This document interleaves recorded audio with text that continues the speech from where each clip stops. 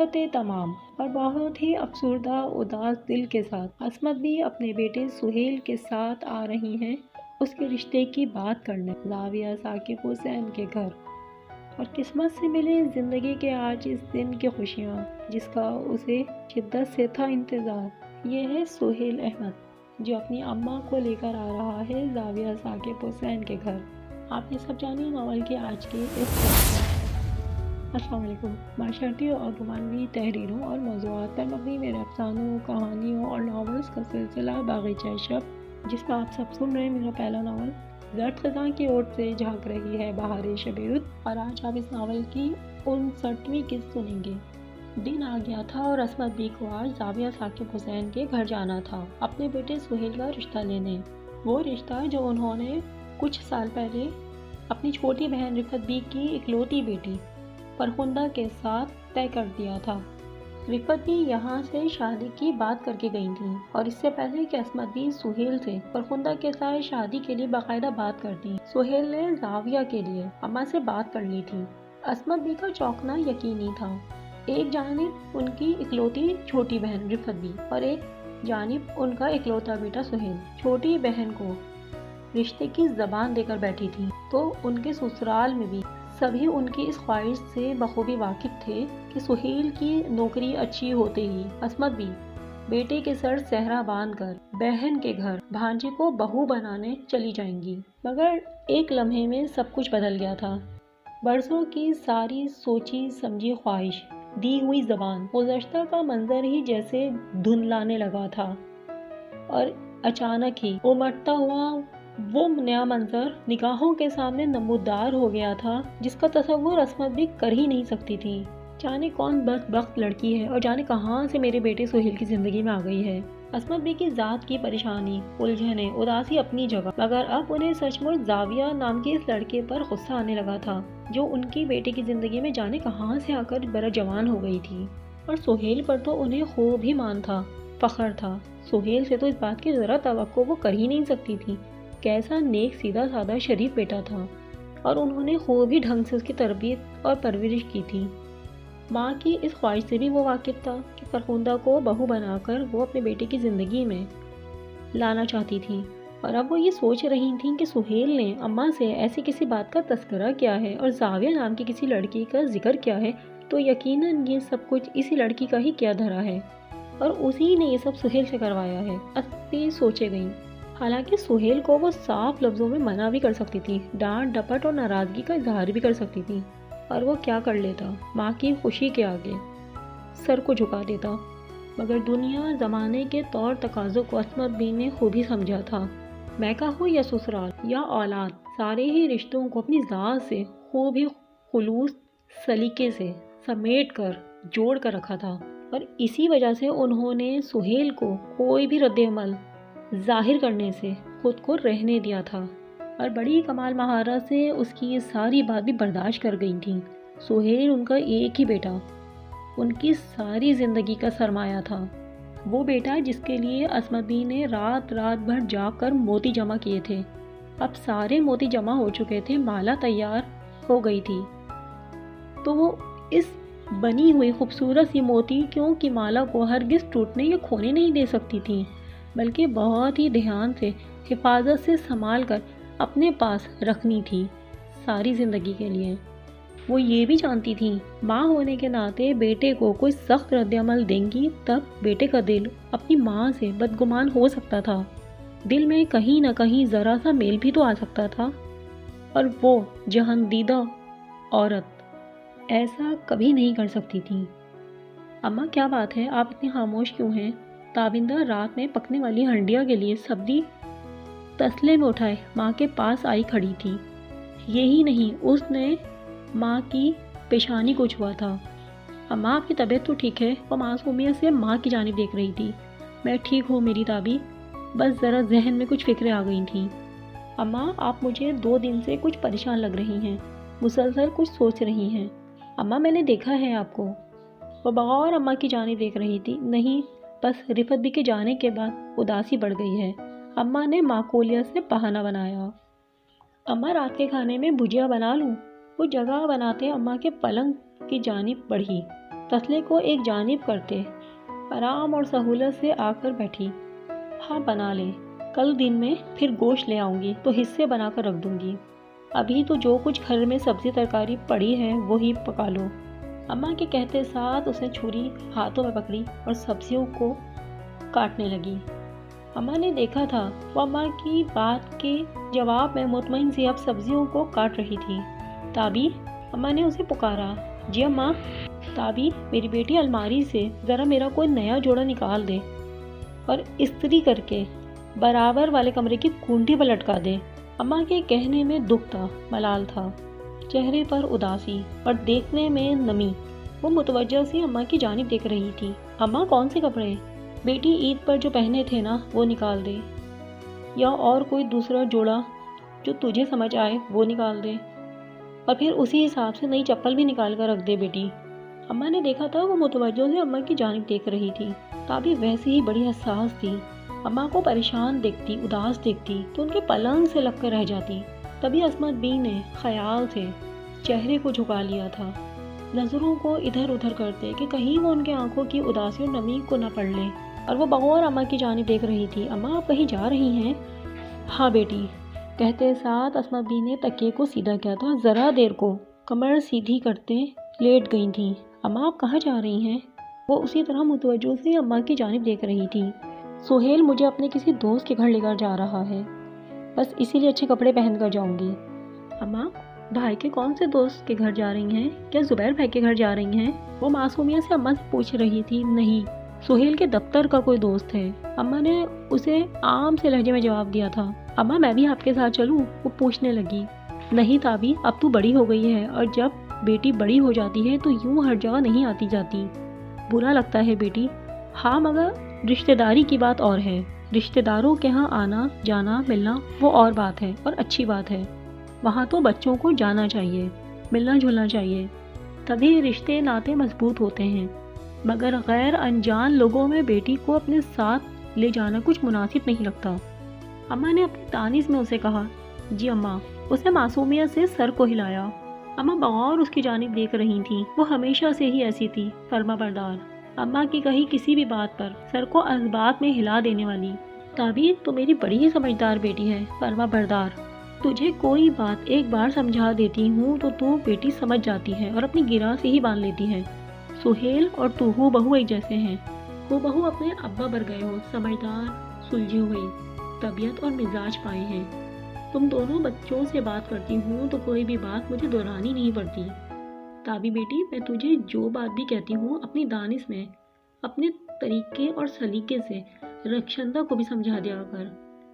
کل کلاکوں سے اپنے گھر جانا ہے، اور شوہر کے گھر میں سسرال والوں کے ساتھ رہتے ہوئے ان ساری باتوں کا دھیان کرنا پڑتا ہے۔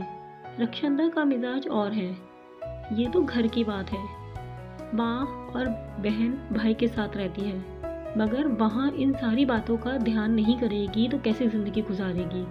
ماں باپ اپنی اولاد کو اچھی بری بات کی سمجھ دیتے ہیں، سمجھاتے ہیں، اور بیٹی ماں جو ہوتی ہے وہ اپنی بیٹیوں کو دنیا زمانے کے گھر گھرستی کے رشتوں اور نعتوں کو، میکے اور سسرال کے تقاضوں کو سمجھاتی ہے، اچھی اور بری بات کی آگہی دیتی ہے، کیونکہ وہ ماں ہوتی ہے، مگر شوہر کے گھر کا مزاج اور ہوتا ہے، سسرال والے اور ساس تو موقع کی طاق میں رہتے ہیں، آنے والی بہو سے ذرا غلطی ہو اور وہ اسے گردن سے ہی پکڑ لیں۔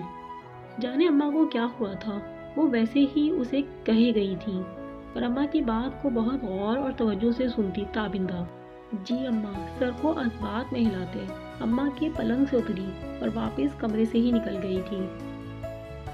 سہیل نے دفتر کی دیوار پر لگی گھڑی میں وقت دیکھا تھا، 2 بج چکے تھے اور آج اسے زاویہ کے گھر جانا تھا، اس لیے آج دفتر سے اسے گھر کے لیے جلدی نکلنا تھا۔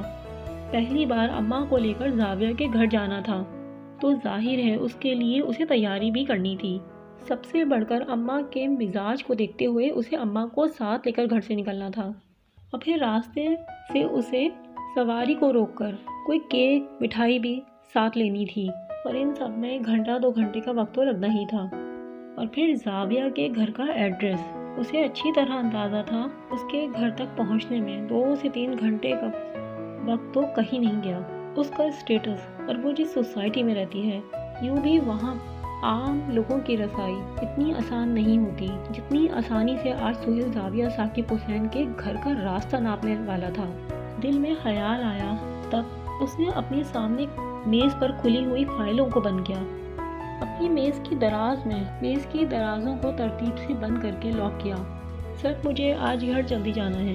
سہیل تم پرسوں بھی گھر جلدی چلے گئے تھے اور تم اچھی طرح جانتے ہو آج کل دفتر میں کام زیادہ ہے۔ سر کل دفتر میں دیر تک بھی بیٹھنا پڑا تو کام مکمل کر کے ہی یہاں سے جاؤں گا، مگر سر آج تھوڑا فیور کر دیجیے، گھر جانا ضروری ہے۔ اس نے سلیقے سے دفتر سے جلدی چھٹی کا جواز پیش کیا۔ سب خیریت تو ہے؟ وہ اس سے پوچھ رہے تھے۔ جی سر ٹھیک ہے، مگر اب روز دفتر سے یہ جلدی چھٹی نہیں ملے گی، مجھے آگے جواب دینا ہوتا ہے۔ سر آج کچھ پرسنل ریزنز ہیں، سہیل نے گزارش کرنی چاہی۔ ٹھیک ہے تم چلے جاؤ، مگر دھیان رہے دفتر میں کل تمہیں پورا ٹائم دینا ہوگا۔ دفتر سے گھر جلدی جانے کی اجازت مل گئی تھی، ساتھ میں تنبیہ بھی کی تھی، مگر وہ خوش تھا۔ جی سر۔ اپنی موٹر سائیکل کی چابی کو میز کی دراز سے نکالتے اور پھر اسی تیزی سے دفتر سے باہر تیزی سے قدم اٹھاتے نکل آیا۔ اپنی موٹر سائیکل اسٹارٹ کی اور گھر کی راہ لی۔ اس نے گھڑی میں واپسی کا وقت دیکھا اور تب موٹر سائیکل کی رفتار بھی بڑھائی تھی۔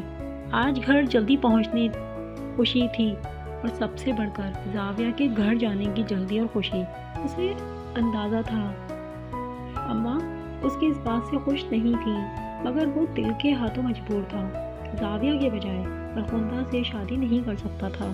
گھر پہنچنے کی جلدی، زاویہ کے گھر جانے کی خوشی، اماں کی اداسی اور اماں اور خالہ کی برسوں کی خواہش، وہ اسی طرح گھر کی جانب رواں دواں تھا۔ اماں کھانا کھا لیں۔ تابندہ انہیں بلانے کمرے میں آئی تھی۔ اماں میں نے دسترخوان لگا دیا ہے۔ ہاں بیٹی میں آ رہی ہوں۔ اس نے دیکھا تھا اماں الماری کو کھولے زیورات کے ڈبے کو لیے بیٹھی ہیں اور اپنے لیے سونے کے بندے نکال رہی ہیں۔ اماں آپ کسی شادی میں جا رہی ہیں؟ وہ اماں کے نزدیک آئی۔ ارے نہیں بیٹی، میں نے تمہیں بتایا تھا نا، سہیل کے دفتر کے دوست کے گھر جا رہی ہوں۔ میں نے سوچا الماری سے یہ بندے ابھی نکال کر رکھ دیتی ہوں، جلدی میں کہیں ذہن سے ہی نہ نکل جائے، سامنے رکھے ہوں گے تو پہن لوں گی۔ تابی بیٹی؟ جی اماں۔ بیٹی یہ بندے وہاں سامنے رکھ دے۔ جی اماں۔ اماں کے ہاتھ سے ان کے سونے کے بندے لیتی، سر کو اسباب میں ہلاتی، وہ اماں کے پلنگ کی جانب بڑھی۔ اماں کے استری کیے ہوئے کپڑے پلنگ پر ایک جانب رکھے ہوئے تھے، اس نے وہیں اماں کے سونے کے بندے بھی رکھ دیے۔ اماں بھائی کے جو دوست ہیں کیا وہ بہت بڑے لوگ ہیں؟ اماں کیا ان کے ہاں کوئی دعوت ہو رہی ہے؟ وہ معصومیت سے اماں کی جانب دیکھتے پوچھ رہی تھی۔ ارے نہیں بیٹی، دعوت کیوں ہوگی، بس ویسے ہی ہم ملنے کے لیے وہاں جا رہے ہیں، اماں آہستگی سے بولی۔ انہیں اندازہ تھا تابندہ اماں کی یوں اچانک کہیں اتنی تیاری کے ساتھ جانے پر حیرت کیوں کر رہی ہے۔ اماں اگر دعوت ہوتی تو میں بھی آپ کے ساتھ چلتی۔ وہ اسی طرح متوجہ معصومیت آنکھوں میں لیے اماں کی جانب دیکھ رہی تھی۔ بیٹی بڑے لوگوں کے انداز طور طریقے اور ہوتے ہیں، گھروں میں دعوت ہوگی تو ہمیں بھلا کیوں بلائیں گے؟ بڑے لوگ تو اپنے ہی جیسے لوگوں سے ملنا جلنا پسند کرتے ہیں، دعوتوں میں بلاتے ہیں۔ اماں بھائی کے جو دفتر کے لوگ ہیں وہ سب پیسے والے ہیں نا اور پڑھے لکھے؟ وہ اسی طرح انہماک سے اماں کی جانب دیکھ رہی تھی۔ ہاں پڑھے لکھے لوگ ہی تو دفتر میں نوکریاں کرتے ہیں۔ اماں اس کی معصومیت سے پوچھے ہوئے سوال پر مسکرائیں۔ چل اب چلتے ہیں، کھانا کھاتے ہیں۔ اس سے پہلے کہ تابندہ اماں سے کوئی اور سوال کرتی، اماں کمرے سے ہی نکل گئیں۔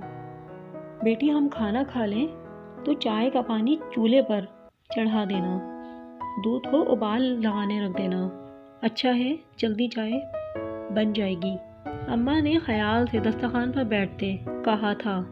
اماں اتنی جلدی دوپہر میں شام کی چائے؟ رخشندہ نے ماں کی بات سنی تو چونک کر ان کی جانب دیکھا۔ ہاں بیٹی آج سہیل دفتر سے گھر جلدی آئے گا تو بس شام کی چائے دوپہر میں ہی تیار کر لینا۔ اماں اس کی بات کے جواب میں مسکرائیں۔ اماں نے دیکھا تابندہ ان کی پلیٹ میں سالن نکال رہی تھی۔ رخشندہ مجھے ذرا روٹی تو دے۔ جی اماں۔